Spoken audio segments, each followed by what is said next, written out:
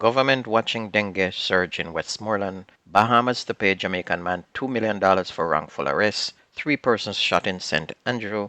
Pinnock wins Jamaica's 4th medal at the Olympics. This is Undiluted News. Mikey Bones reporting. The Ministry of Health said it is monitoring a surge in cases of people showing symptoms of dengue fever in Westmoreland. Health Minister Dr. Christopher Tufton says the health department has received an increase in complaints from people showing symptoms of the disease since the passage of Hurricane Beryl. He said so far they have 288 complaints, which is very high. Dr. Tufton said the ministry will continue to monitor that situation.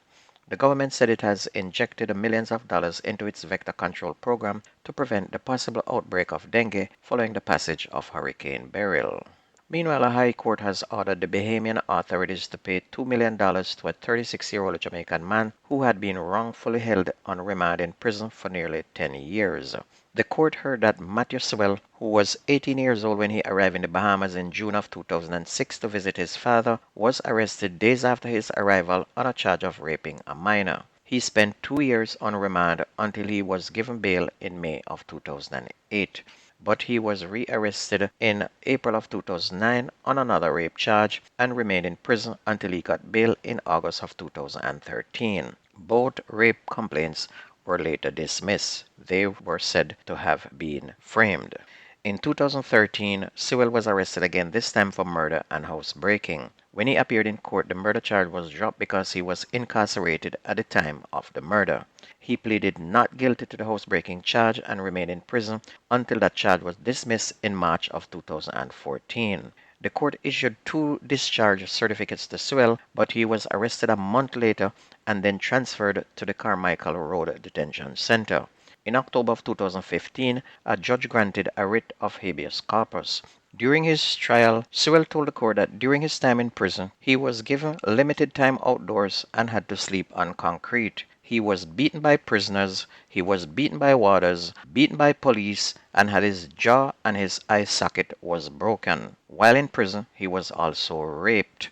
This youth was arrested at least 6 times on serious charges, and every one of them was to frame him. He was innocent on all charges, but the police made his life a living hell.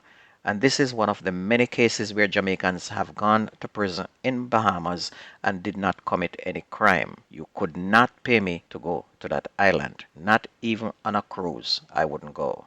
A man was killed and 3 other people shot and wounded on Monday afternoon on Studio One Boulevard in St. Andrew. The deceased has been identified as 23-year-old Marvin Douglas. 2 other men and women were injured in the attack, which took place around 4 o'clock.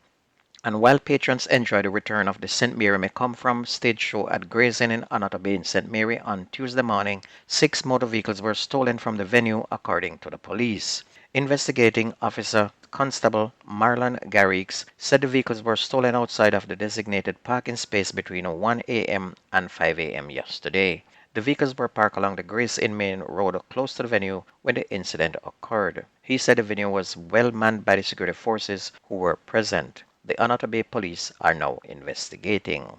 3 men have been charged following the seizure of a firearm and several rounds of ammunition on Millers Avenue in Savlamar, Westmoreland on Wednesday, July 31st. Charges with possession of prohibited weapons and unauthorized possession of ammunition are 33-year-old Colin Anaki, otherwise called Black Boy of Darling Street in Westmoreland, and Nanipat in Kingston 11. 26-year-old Jerome Bradford, a livestock farmer and promoter of Millers Avenue, Savlamar in Westmoreland, and 27-year-old Jimmy Wilson, a farmer also of Millers Avenue.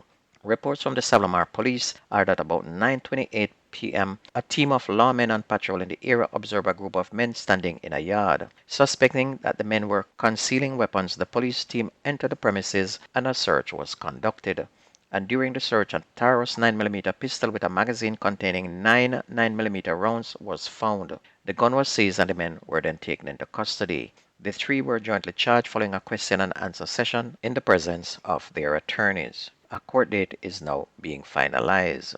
Meanwhile, a disc jockey was shot and injured in Mount Prospect in Manchester on Tuesday morning shortly after he left a party. Residents said about 3 a.m. the disc jockey left the event in Huntley, and upon reaching the neighboring district of Mount Prospect, he was reportedly ambushed as the vehicle he was traveling in came under gunfire. The vehicle, a Toyota Vaxi, crashed during the gun attack.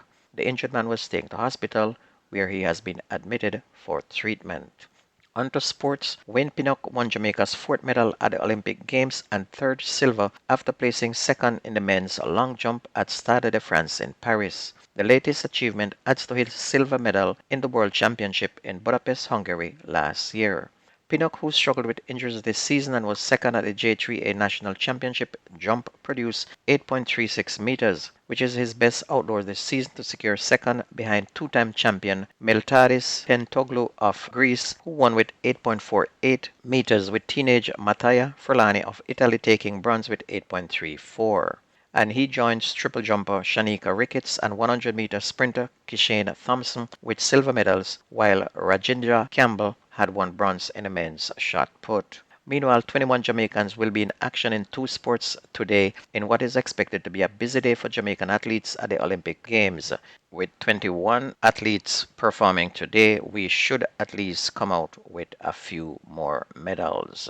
On to football, Duncans United of Trelawney and 12th Street of Westmoreland rebounded from their 2-2 draw a week ago to score wins over Lucy United FC and Granville United respectively as the Jamaica Football Federation Championship playoff continues on Saturday. Duncans United of Trelawney held off Lucy United 2-1 at Watson Taylor Park, while Michael Carr scored a brace for 12th Street of Westmoreland, who came from a goal down to beat Granville United 3-1. Both Duncans United and 12th Street improved to 12 points in Group D, while Lucy United are on 3 points and Granville yet to score in the competition. That will see teams being promoted to the championship when the season kicks off later in the season.